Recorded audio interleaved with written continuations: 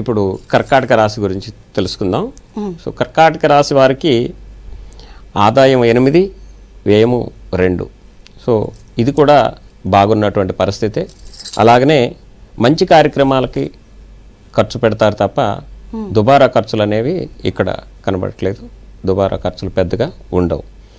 కానీ వీరికి కూడా తప్పనిసరిగా శని, కర్కాటక రాశి అష్టమ నవమ స్థానాల్లో శని అవడం వల్ల కుంభ అంటే వక్రంలో మళ్ళీ వెనక్కి వస్తాడు శని భగవానుడు మీనంలో నుంచి. కాబట్టి వీళ్ళకి తప్పకుండా అష్టమ నవమ స్థానాల్లో భాగ్యస్థానంలో శని అంత యోగించాడు. కాబట్టి తప్పనిసరిగా శనికి సంబంధించినటువంటి యొక్క రెమెడీస్ ఫాలో కావాల్సి ఉంటుంది. అలాగనే ఎల్లప్పుడూ కూడా వీళ్ళు శని రాహు కలిసి ఉన్నారు కాబట్టి అక్కడ నవమ స్థానంలో భాగ్యస్థానంలో రాహు ఉన్నాడు.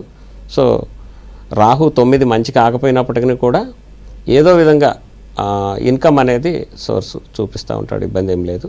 కాబట్టి శని రాహులకు సంబంధించినటువంటి దుర్గా ఆరాధన చేయడం, అలాగనే హనుమాన్ చాలీసా లాంటివి పఠించడం, అలాగే నువ్వుల దానము మరియు మినుముల దానం చేయడం మంచిది. ఎక్కువగా దుర్గా ఆరాధన చేయడం వల్ల వీళ్ళకి మంచి ఫలితాలు కలుగుతాయి.